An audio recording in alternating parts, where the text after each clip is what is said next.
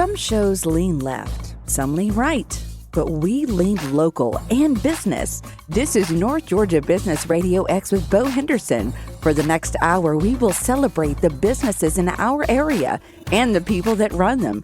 Find us on Facebook at North Georgia Business RadioX and online at northgeorgiabusinessradiox.com. Now, here's Bo Henderson. So one of the things that I think is very important when we talk about local businesses, people that are the experts in these areas in our community, I think there's an important philosophy to practice what you preach. And I'm excited with today's guest. I know that he just doesn't go out and position himself as an expert in commercial real estate. He's an active investor. And Bill, I know you guys were talking before the show, and y'all had an exciting connection. You want to bring that up? Yes, I always, when I get an opportunity to, check out our guest on LinkedIn, see if they have a LinkedIn profile before we get to the studio.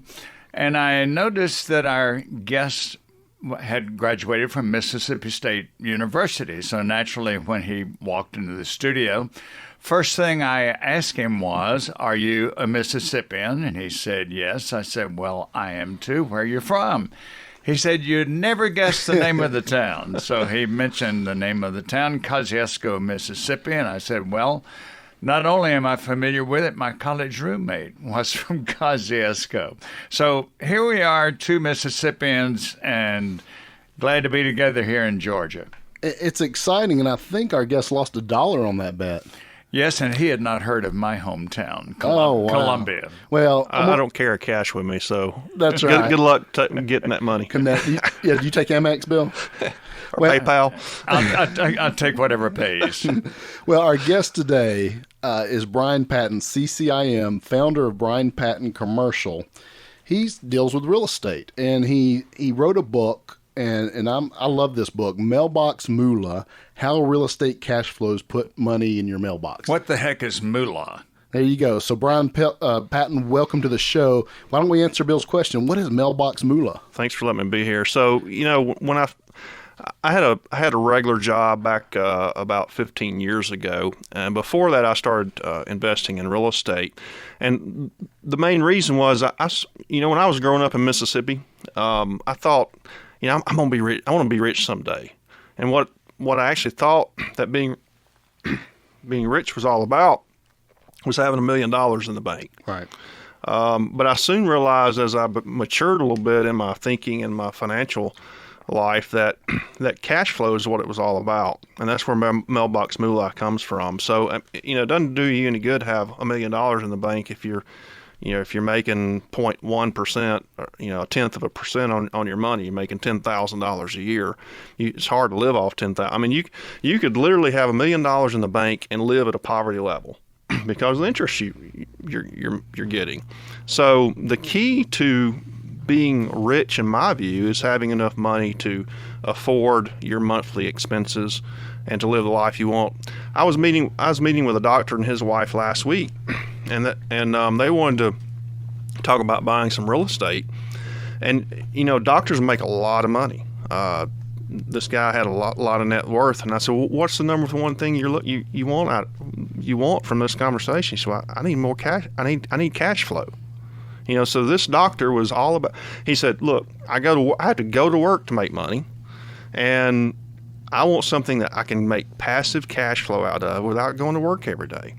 And I didn't even I told him about a piece of property, a piece of land that they could buy, and said, "Look, this is a really good deal. You could probably double your money on this in 4 or 5 years." He said, "Well, there's no cash flow." I said, "True."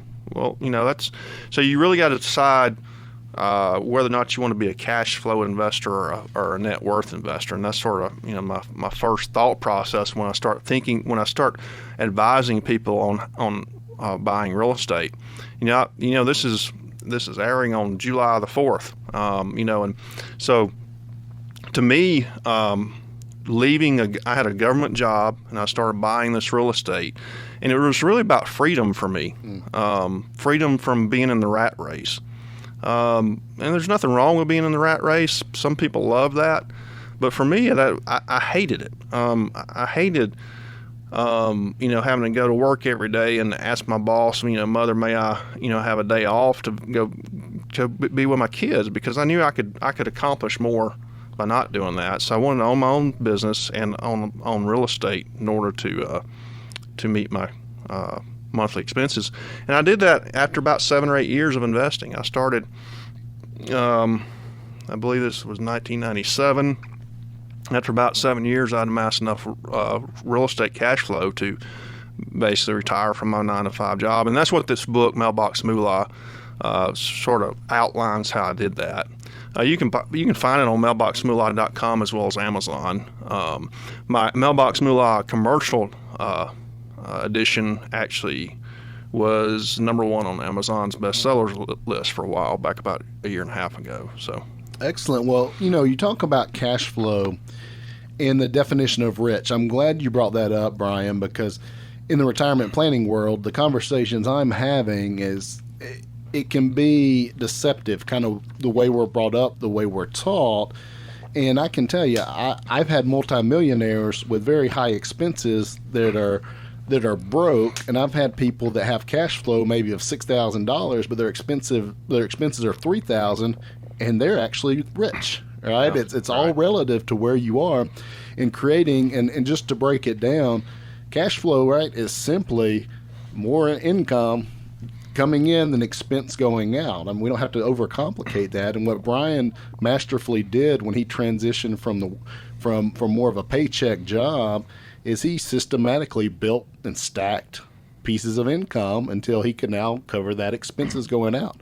And that's what he teaches people to do in these books. So, and it's not a hard thing to do. I have a good friend that's a banker. He sold a bank. Okay, he's got a couple $1 million just sitting, and he's scared to death because he doesn't have any cash flow.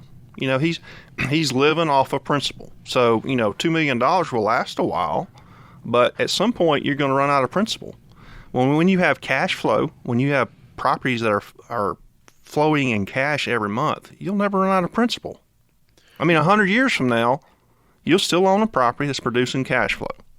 100 years from now, he won't have $2 million in the bank. All right. Well, there's so much to talk about here. We're talking about freedom here on 4th of July weekend. We're talking about investing for cash flow. And just how do we have a strategy? How do we put this together? And I think Brian made a great point. It's not necessarily hard. It's just having a blueprint or a plan. Not necessarily what your brother did, not what somebody at work did or a neighbor. It's what is it you're trying to accomplish, and you can systematically over a little period of time put these things into place. I'm Bo Henderson here with Dr. Bill Lampton. We're talking commercial real estate and real estate investing with our expert Brian Patton. So Brian, that brings me to the next question. I know you're working on releasing 30 days to Mailbox Moolah. That's going to be the next edition, right? Well, I've had several friends that listened to my podcast and read my books, and they said, this is great information, Brian, but we don't know the next step. So I thought, well, I really need to have a book that tells you in 30 days, if you make these decisions and follow this path, you can start. Now, it doesn't mean you can retire in 30 days. This is not a get rich quick scheme. It's a I don't know if it's get rich. It's a get cash flow scheme over a period of time. Right. It took me about 7 years to do it. It's the quick start plan. Yeah, and it's and we can get into more. Part of my book is going to have I created a pro forma, a spreadsheet of, I have a friend that's a firefighter, and he was saying, Brian, I really want to do this, but I don't have a lot of money. Well, you don't have to have a lot of money. You can take $25,000. Go buy a house, live in it for 2 years, take the cash flow you've created over that with that rental, go buy your next one. You can do this over every 2 years for the next 15 years, I think is the strategy I've created for him. $200,000 house, putting 5% down. And the reason you have to move is because primary housing, you typically put 5% down. If it's an investment, you have to put 20% down. So to help to keep your capital, and you're not starting with a lot of capital. And over a 15-year period, he's got 8 houses. He's got about $40,000 in rental income coming in. Plus, he's got about $200,000 in cash sitting in the bank. So, it's really an easy system. I mean, how much easier is it to go buy a house, live in it for 2 years, go buy another house, live in it for 2 years? It's not like you don't have to be brilliant. It's just a simple strategy. The problem is a lot of people don't want to make those decisions. It's not easy decisions to make, but once you make that decision, like my wife and I did, we created that cash flow to live off of. And I think, Brian, it's clarity of thinking out, hey, let's think out 10 to 15 years and back into a plan. I think most people are just kind of reacting and responding very passively, as opposed to, like I said, hey, here's what I want. Now here's how I'm going to go out and create it step by step. And those same people will work at a job for 40 years expecting retirement. They'll go to a job for 30 or 40 years every day and expect, okay, well, that's sort of what I'm supposed to do, right? Go work at this job, and hopefully there'll be retirement. You don't have to do that with your life. You can invest properly, and part of that strategy should be in real estate, and you can get to retirement a little quicker. Create your own pension. Yeah. One of the things that I'm reminded of when we talk about where interest rates are today, and that even if you've got some pretty sizable assets, cash assets, the return will not be that much. It reminds me of many years ago, and I'm not even sure if you'd be familiar with it, but banks had what they would call passbook savings books.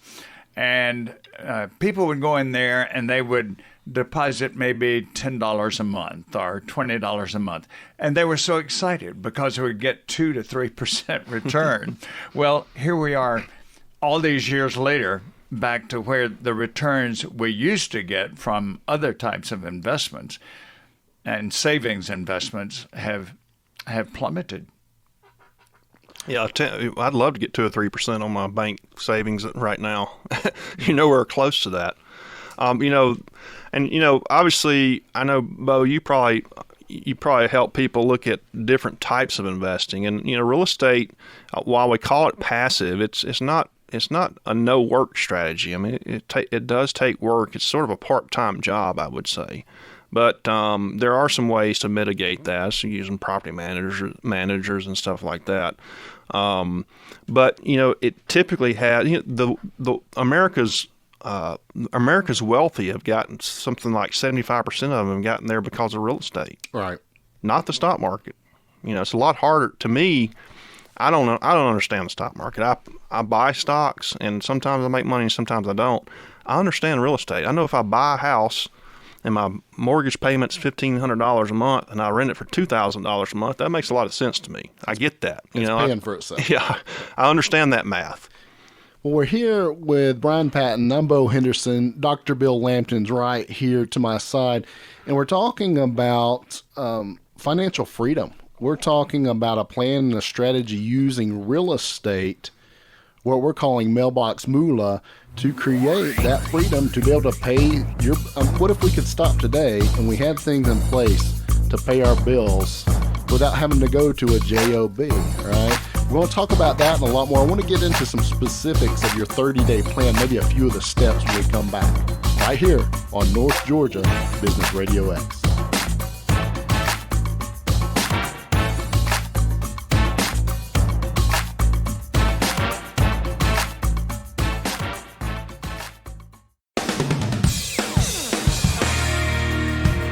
We're talking freedom today. We're talking financial freedom here on North Georgia Business Radio X. I'm Bo Henderson here with Dr. Bill Lampton. We're talking to Brian Patton, and we're talking about this book you're about to roll out called Mailbox Moolah in 30 Days, right? 30 Days to Mailbox Moolah. And let's just give people a taste of what I love about this, Brian, is you broke it down into, hey, here's what we do, literally, day 1, day 2, day 3. Let's start with day 1, and let's just give a taste of how you're walking people through this process. Where do we start? Sure. So, day 1 is you got to decide what kind of investor you are. In my mind, there are 2 types of investors: cash flow investors and net worth investors. I mentioned earlier that the doctor I talked with, he was a cash flow investor. He said, "Look, I got all the net worth I need. Net worth at the end of the day doesn't buy me a coffee at the coffee shop. Right. Cash flow buys me a coffee. Cash flow buys my groceries. And to me, that's where I sort of started. That's where I started out, and that's where my love is. But that doesn't mean that's the only kind of investor. You can be a net worth investor too. And the simple thing is a cash flow investor invests in properties that create cash flow. Net worth investor invest for the long term or a flip. Mm-hmm. So you might buy, you might go buy a house, fix it up, and flip it. That's sort of a net worth investor. You're not expecting to get cash flow, even though it's short-term cash flow. In essence, you might go buy a piece of land. That would be a net worth investor. I am going to buy a piece of land for X, and in 10 years, I'm going to sell it for X times 3. But cash flow investor is buying a piece of property. Now, I started out in residential. I mostly do commercial real estate investments now. That's really all I do. I don't sell houses unless they're investment houses. So from a career standpoint, that's what I do on the side, is the commercial real estate, not on the side, but full-time on commercial real estate. My portfolio now is made up of houses, duplexes, industrial buildings, and office buildings. But typically, most people start out in the residential side just because it's easier. I didn't have as much cash back then. Typically, when you're starting out, you don't have a lot of cash to get started. If you have a lot of cash to get started, then that's sort of a separate, I would recommend you go with commercial. It also depends on how much time you have. Commercial tends to take less management time, property management time. Residential takes a little more property management and sort of hands-on. Could you do both? Could you be like hybrid? Say, hey, I want to get my cash flow to this level, and then I want to start investing for net worth. Absolutely. Diversification, right? That's one reason I have a diversified portfolio. I like that. It's a stable portfolio.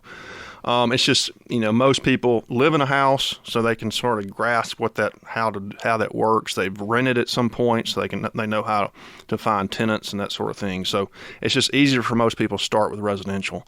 But, as you build that residential portfolio, you start typically, like, for instance, last week I sold a lady had 5 rental properties in Roswell, and I sold all 5 of those. And now she's buying a Dollar General store. So it's a triple net commercial building. So, as you start building that net worth, and you start building a portfolio of things you can sell, houses, and go to something larger. And as you get older, you typically want a less management headache. So it's like Monopoly. You can trade your 5 houses for the motel, right? My wife says I like to play real life Monopoly. You are the Monopoly guy. So what switched you specifically from real estate to commercial? Well, so, I think the residential side, again, probably more of a matter of age. I'm getting a little tired of dealing with the hassles of property management of a residential portfolio. I still own several houses, but as I get older, I'm looking for something that's more hands-off landlord type stuff, so I can enjoy my life a little bit more. Not like I said earlier, it's we call it passive income, but that doesn't mean you don't have to do anything. When you get up to 25, 30 properties, it becomes a part-time job. So, and plus, if you look at the commercial side can produce much better returns long term. You just have to wait for it. But the residential during this the COVID recession, I guess we'll start calling it. We have low income housing and middle income housing, and they did really well. We had basically no vacancies. Everybody paid their rent. So that's another reason I like to be diversified, because you can weather different types of storms. And it goes back to you're clear about your situation. And that's so that's first step. That is day one, is let's have a conversation. I know if you reach out to Brian, he can help you talk through this conversation. What is my end goal? Am I retiring in 15 years, or I got a 10-year goal? What is that end goal, and how do I back into a plan to get there, whether it's a net worth play or whether it's building up a certain amount of cash flow? Now, we'll get to day 2, and what's the next step in building this financial freedom, this mailbox moolah with Brian Patton. I'm Bo Henderson here with Dr. Bill Lampton, and we'll be right back on North Georgia Business Radio X. Very good. Business Radio X. That's it.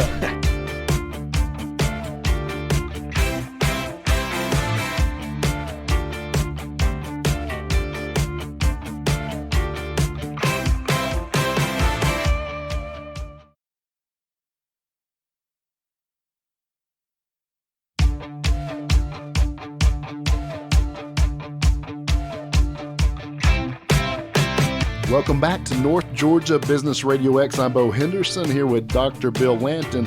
And on this 4th of July weekend, we're talking about financial freedom through real estate with our guest expert, Brian Patton. Kind of ironic we're talking about freedom on July 4th. I think it's perfect. Yeah, good tie-in there.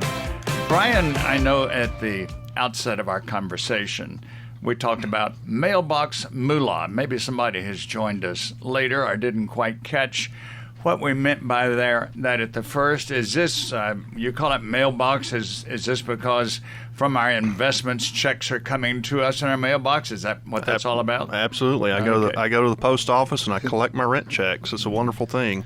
And as those start building up over the years, it took me about 7 or 8 years to build that up to where I could actually quit my government day job and start basically retiring. And then I opened my commercial real estate company. But yeah, it's there's an amazing lift off the shoulders when you don't have to rely on somebody else for your retirement. And like a lot of people, I sort of saw the writing on the wall when you are counting on a company to keep you on board. And let's say you're there for 30 years, and I kept reading about, oh, this guy was there for 30 years, and 2 years before retirement they fired him. Yep. Just to have to keep paying him in retirement. It's like, I don't want to be in that kind of situation. I want to direct my own life and my own retirement. Well, there's something else we need to consider now too. That company may not be around. Absolutely. Because, I mean, how many big name companies where somebody gave 20 or 30 years, and I won't mention any of them, but we all know some of the big name companies, and there are going to be others. There'll be others, and companies you would never thought would have gone out of business. That's right. Because there's those now that we thought they're household names. Household names. We knew them when we were kids, right? And there's a discrepancy. Research has shown there's a discrepancy where people say, "Hey, my goal is to work till 67." That's the plan. That's the goal. But there's a discrepancy when they actually stop working from when they plan to stop working. Mm-hmm. So there's a lot of things outside of our control. And one other thing I want to throw in there is not to mention over 84,000 pensions have been eliminated. So at some point, I really appreciate what you're talking about, Brian, is those things are outside of your control. But what can I do to control to make sure I'm not caught and quote unquote unlucky because of circumstances I can't control? Right, and you don't have to do this. You don't have to set out on the path like I did in order to quit your job. You might love your job. You just might want a little extra cash flow. Nothing wrong with buying 2 or 3 properties and being happy with that, and that's helping to pay for vacations, helping to pay for college. There's so many people now that will go out and buy a brand new vehicle when they probably don't need one, and what they really ought to be buying is a piece of investment real estate to help pay for that vehicle. Right, that would cover the payment. It's like a Rich Dad Poor Dad. Robert Kiyosaki calls they're doodads. They're just out there buying junk just to try to impress their neighbors. And I had a lot of friends when I started this process. Brian, won't you go buy a new vehicle? Won't you sell the house you just lived in, buy a bigger house? You wouldn't get it if I explained it to you, because you're all about trying to impress other people. I wasn't like that. Short-term thinking. It reminds me very much of Thomas Stanley's book, The Millionaire Mind, where in the book he said that there are many, and he also has another book, The Millionaire Next Door. He said, you might be very well surrounded by people who are living in modest houses, driving mid-sized cars, not taking the luxury vacations, and that's why they're millionaires. And Warren Buffett still lives in the house he bought, 45 years ago? I think he could afford to move. Oh, he certainly could. You're listening to North Georgia Business Radio X. I'm Bo Henderson here with Dr. Bill Lanton. We're talking to our local expert, Brian Patton, on financial freedom through real estate. Now, Brian, we talked about day one. Hey, let's get really clear on what's our goal, what's our plan. Then we turn the page to day two. What do we need to be thinking about? I think day two is when you need to decide, am I going to use debt, or am I, which was also called leverage, or am I going to use cash? And most people wind up using debt or leverage just because they don't have a lot of money laying around to invest. And that's what I did. But you have to be very careful because too much leverage can be your downfall. There's been a lot of people that have gone bankrupt, especially in real estate, several times over. But the beauty of using leverage is it increases your return on your investment, your percentage return astronomically. And I won't bore you with all the details. If you just go online, you can find some mortgage calculators and figure out if you take, say you buy a $200,000 property, just call it a house, and the difference between putting $200,000 in cash as opposed to putting $10,000 or $20,000 in cash, you can sometimes triple your rate of return by using leverage, especially when our rates are so low. 4%, sub 4 to 4.5% for investment property. So now is certainly the time. And the beauty of leverage or debt now is because most experts say we certainly will be seeing inflation moving up because of all the money that we're spending from a nation's standpoint. So as inflation increases, interest rates are going to increase. And if you've got a 20 or 30-year mortgage that's fixed right there, that'll never go up over that period, you'll be doing really well because your rents are going up. And that's why I like leverage too, is because it's a hedge against inflation. Well, let's talk about that. So there's camps out there, right? There's people out there that say under no circumstances, no debt's good debt. Not going to mess with it, not going to touch it. And then I've seen other examples, and this is especially true of new investors saying, "Hey, I realize real estate investing's a good thing," and they go out and try it, and they over leverage and they blow up. So how would you somebody came to you for some counseling or consulting? How would you help somebody navigate? Okay, here's a reasonable amount of leverage for this kind of investment to be where you need to be. I think it depends a lot on what your full-time gig is. Right. If you're a doctor, and you foresee, continued high potential earning income, I think it's okay to get a little crazy on your debt. If you're making $40,000 or $50,000 a year, you might, and you don't have a lot of room for error, you might want to be a little more careful. So it's really a personal decision based upon all those criteria and perhaps what other assets you own. So it's situational, like everything. Right. It depends. That's the broad answer. It depends. But there is some power in that leverage. Meaning, if I put in $200,000 of my money and just say for simple math, I get a 10% return. Mm-hmm. If I've only tied up $20,000 of that money, it's times 10, right? Exactly. So big power. Of course, you got some mortgage debt in there typically that draws that down. Right. But yeah, definitely your return on your money is huge.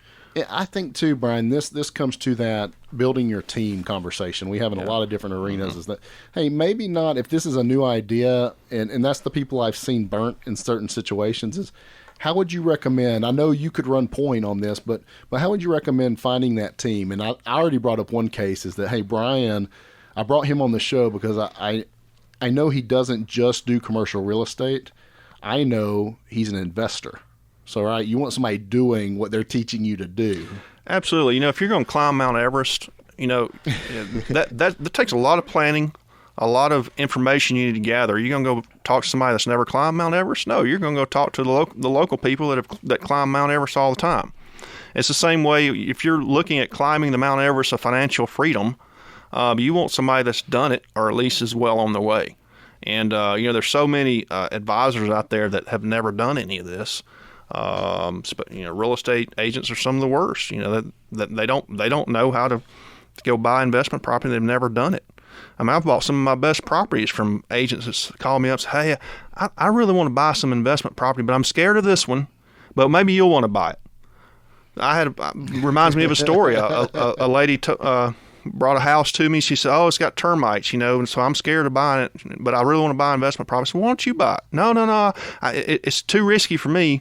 I mean, it could cost $50,000 in termite damage. I said, "Okay, I'll buy it." It costs like $4,000 of termite damage. It turned out to be a great deal. She should have bought it. But people get scared. People don't. If you're when it comes to hiring advisors, number one, make sure that they've done some themselves, and don't listen to a poor person about money if they don't have any money. If they're a guru, if they're a financial expert of some sort, and they don't have any money themselves, and obviously they may not know what they're doing. Right. So far, it seems to me we've talked about investing in buildings, whether it's houses or commercial buildings. We haven't said anything about investing in land. Where does that come into play in your situation? I think land is further down from if you're a new investor starting out. If you don't have some expertise in the area, I have a good bit of expertise in the area, and probably enough to know that it's very dangerous. Land can be very dangerous for you to buy because typically, your laws change, regulations change. Land is very dependent upon what kind of densities you can get, which is very politically attuned. Because I've seen land in my county where I live that 5 or 6 years ago you could sell for 3 times what you can sell it for now, and strictly because the local politicians won't give the kind of density they used to for development, like residential housing type density.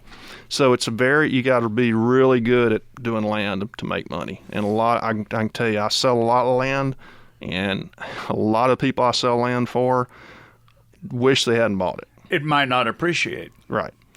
So timing's everything about land. You could potentially make a killing, or you could sit there and hold land for 10 or 15 years before you get any kind of return out of it. So it's a tough one. Well, listening to advice. So that's really day 3. We've kind of covered that. So in day 3 of our 30 days to Mailbox Moolah, we're listening to the right people. We're asking the right questions. And when we come back, I want to get to the next day, and then we'll kind of wrap up. And I want Brian to give us next steps. If we feel like, hey, this is something I want to look into further. I like the sound of financial freedom. I like the sound of going to my mailbox and collecting checks. We'll ask him, how do we do that, and what's the next step? We'll get to that and a whole lot more when we come back right here on North Georgia Business RadioX.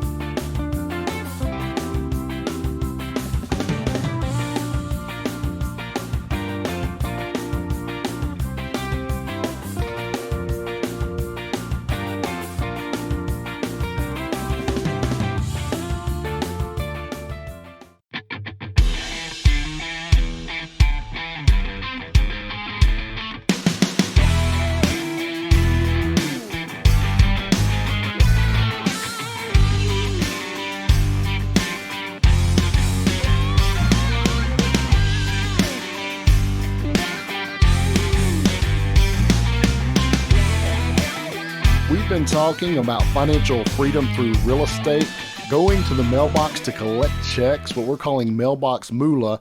I'm here with our guest expert, Brian Patton. I'm Bo Henderson here with Dr. Bill Lanton, and we've been talking about 30 days to Mailbox Moolah, 30 days to financial freedom, which I think is very appropriate here on 4th of July weekend, and we've gotten to day 4 of 30, and that's probably as much as we're going to have time to get to. But then we're starting to have this conversation. Okay, I got some clarity around what I want to do. I'm listening to the right people.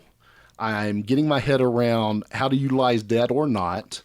And now we've got to have the right advisors. Yes. Brian, I have a similar background to you in that I worked for the other guy, as we might put it, for a couple of decades, and then became an entrepreneur. And one of the things that I found, which I'm sure you did, and most entrepreneurs find, is that you need some good advisors. In fact, you mentioned 1997. That was the year I started my company. There are 2 advisors, one for marketing, one for technology, that I was fortunate enough to find then, and I still rely on them. In fact, one of them I've got a phone appointment with tomorrow. One of the big mistakes anybody who starts out on a venture on their own, whether it's investing or communication consulting, as I'm doing, or whatever, is to think that I'll just go it alone. So what kind of, let's say we've got someone who has responded very well to the directions that you're giving here.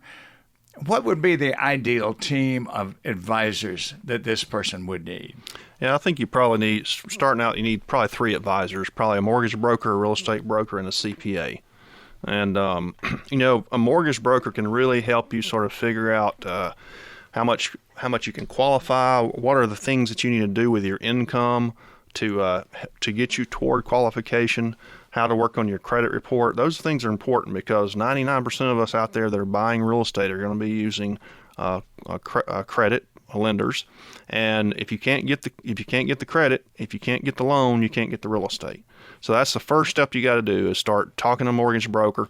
And a couple things is don't hire somebody just because they're a friend. And we sort of covered this a few minutes ago, but it's okay to have a friend in the business, but make sure that they're good at what they do and they've been doing it a while. Now, everybody has a first deal, so I'm not saying don't ever use somebody that's brand new in the business, but you really want to find somebody that knows what they're doing. They may not be the cheapest. I see so many people trying to squeeze $1 here and save $1 there, and it winds up hurting them in the long run. Right. People that are good at what they do get paid well. And you should be willing to pay somebody well if they're going to help you get to where you need to be. It's an investment. It's not a cost. Absolutely. And, you should probably quit looking at these types of people. If you have the mentality that these people are only out to get your money, that every time you talk to a real estate agent, they're just trying to sell you something to get your money. Some of them are, but most of them aren't. If that's your mentality, you probably will never be a good investor. Because you're so concerned about somebody cheating you, you can't open your mind to be able to work with somebody that can help you. And most of these people, look, whether or not you call on me as a real estate broker, I don't really care. I got enough business that I don't need a lot of people calling me. I'm here. I want to help people. And the people that help me, I'm thinking of a mortgage broker right now in Alpharetta, Steve Beecham. He's been one of the best mentors and advisors I've ever had. And those kind of people, and to this day, I've started using him 20 years ago. To this day, he's my go-to guy. Those kind of people that you can tell when people really want to help you. As you get older, you start being able to weed out the people who are just trying to sell you something, the people that are trying to help you. And there's a lot of people out there that are willing to help you, and that's the kind of people you got to look for. But don't be cheap. Don't try to nickel and dime them because they got other people to work with. So we start with the mortgage broker, and now here's the next step. There's a lot of real estate agents out there. How do we find one? Any good questions? How do we find the right one for our team? Well, number one, make sure they're full-time. Don't hire a part-time agent. This is not a full-time. This is not a part-time gig. If you're not doing real estate every day, then you're probably not on the top of your game. And there's so many part-time. That's probably, I would say, the biggest issue is hiring real estate people that aren't full-timers. They just sort of do it. They play at it. They don't. Yeah, they may not have to make a sale, but they're not very good at what they're doing. And are they? And I'm thinking, are they working with people that are where I want to be? Exactly. In the investing world. You want to see, number one, like we talked about earlier, is do they own investment real estate themselves, and are they selling any of it? Just because you can sell a house doesn't mean you know how to sell a duplex or an apartment complex or an office building. Or triple net lease. Yeah, those are entirely different animals. So make sure they're qualified. I've got a CCIM designation, a Certified Commercial Investment Member designation. So, make sure they have some kind of designation that sort of shows that they have some experience and some seal of approval that they know something about investment property. And the CPA. Anybody can do. You can be a tax preparer without being a CPA. So CPA is sort of that thumbs up of approval from an organization says, this person is qualified, very qualified to do your tax returns. I always use a CPA. It's not much more expensive than just run-of-the-mill tax preparer, but to me, that's very important. I want to make sure, taxes are one of the biggest issues any of us are up against. And when it comes to real estate, there's some great tax benefits to real estate. We didn't have time to get into that. Maybe we can do that some other time. But the tax benefits of real estate are tremendous, and you will make sure that you're getting all that you can get out of the tax benefits. And the way to do that is make sure you have a really good CPA. So beyond tax preparation, we want somebody with experience with real estate tax strategy. Absolutely. Now, Brian, people listening saying, hey, I like the idea, I like how this sounds, I might want to have a conversation here, how do they get in touch with you? Is it a website, phone number? What do you think? Yeah, they can go to brianpattoncommercial.com. It's probably the best way, BRINPATTON commercial.com. That's my website, and you can contact me through that. Love to sit and talk with you. You know, if you just want to talk a few minutes, just give me a call. My phone number's on the website, and we can talk a bit about how you want to reach freedom through Mailbox Moolah. Brian Patton, thank you so much for joining us today on North Georgia Business Radio X, sharing with us a path to financial freedom. Dr. Bill Lampton, it's been fun as always. I'm Bo Henderson, and we'll see you next week, same time, same place, right here on North Georgia Business Radio X. You've been listening to North Georgia Business Radio X with Bo Henderson. What local business do you know that should be highlighted on our program? Let us know. Just search North Georgia Business Radio X on Facebook or contact Bo at businessradiox.com. Thanks for listening. See you next time. And remember to support our local businesses.